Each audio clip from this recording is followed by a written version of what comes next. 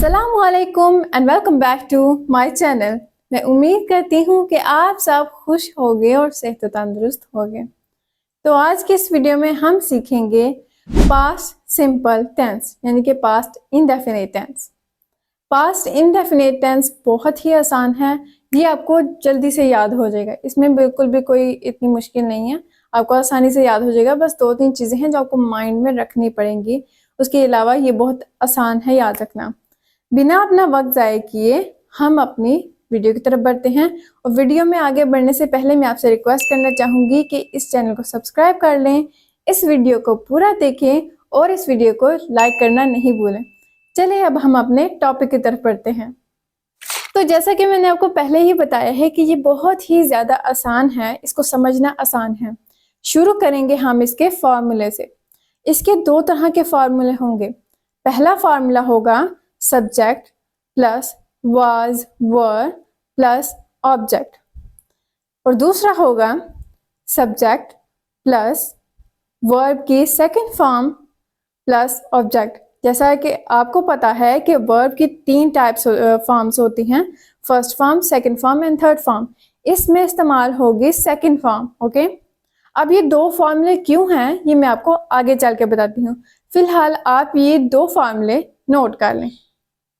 अब आपका सवाल होगा कि हम तो शुरू से सिर्फ एक ही फार्मूला लिखते आ रहे हैं, ये 2 क्यों हो गए। मैं आपको एक्सप्लेन करती हूँ ताकि आपके लिए चीज़ें आसान होती जाएं। चीज़ों को आसान बनाने के लिए काफ़ी ज़्यादा चीज़ों को बहुत ज़्यादा एलेबोरेट करना पड़ता है। आपके सवाल का जवाब देने के लिए मैं आपको बताऊंगी इनकी पहचान क्या है, ठीक है, तभी आपको हर एक चीज़ का पता चलेगा। इनको हम कैसे पहचानेंगे, इनकी आम पहचान क्या होगी जो आप सबको पहले से ही पता है, जैसे कि था, थी, थे। ये हो गई इसकी आम पहचान जो कि हम सब जानते हैं। और दूसरी पहचान होगी इसकी ता था, ती थी, ते थे। इसकी एक और पहचान होगी जो कि है साउंड, आ, ई, ए। जिस भी सेंटेंस के लास्ट में ये 3 पहचान आए, तीनों में से एक आ जाए, तो वो हमारा पास्ट सिंपल टेंस होगा, यानी कि पास्ट इंडेफिनिट होगा। अब मैं आपको बताती हूँ कि मैंने 2 फार्मूले क्यों लिखवाए। जो था है, थी है, थे है, ये सिचुएशन के लिए इस्तेमाल होता है, ठीक है। मैं ऐसे था, मैं वैसे था, जैसे कि आई वॉज सैड। तो जैसे कि मैंने आपको पहला फार्मूला लिखवाया था subject plus was were plus object. अब ये इस्तेमाल कहाँ हो रहा है, पहले वाली पहचान में। I was sad, I was happy, या फिर I was shocked, I was prepared.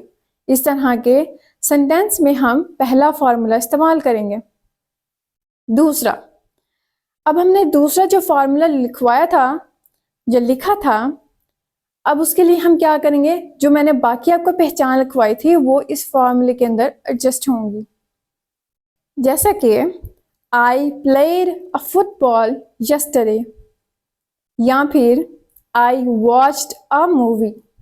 अब इसके सेंटेंस में देखा जाए तो लास्ट में क्या आ रहा है, मैंने मूवी देखी, मैंने मूवी देखी। लास्ट में था नहीं आ रहा, लेकिन फिर भी हमने इसको पास्ट में किया।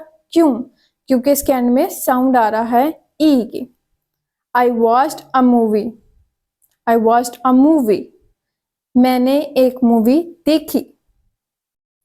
इन चीज़ों को और भी ज़्यादा आसान करने के लिए मैं आपको बताती हूँ कि अब इनको, जो हमारा फार्मूला है या फिर पास्ट जो इंडेफिनिट टेंस है, इसको हम कहाँ कहाँ इस्तेमाल कर सकते हैं। पास्ट इंडेफिनिट का इस्तेमाल किया जाएगा टू एक्सप्रेस कंप्लीटेड एक्शन। जब आपका कोई एक्शन, कोई काम कंप्लीट हो चुका हो, वहाँ पे हम पास्ट इंडेफिनिट टेंस इस्तेमाल करेंगे। जैसा कि he went office, Sam cooked a tasty dinner या फिर लंच। दूसरा, जब आपको एक्सप्रेस करना हो अपने पास्ट की कोई हैबिट, आपको बताना हो अपने पास्ट की कोई हैबिट के बारे में कि मैं ये करता था, तो भी हम पास्ट इंडेफिनिट का इस्तेमाल करेंगे। जैसे कि I played tennis when I was young, या फिर I played tennis when I was in my college.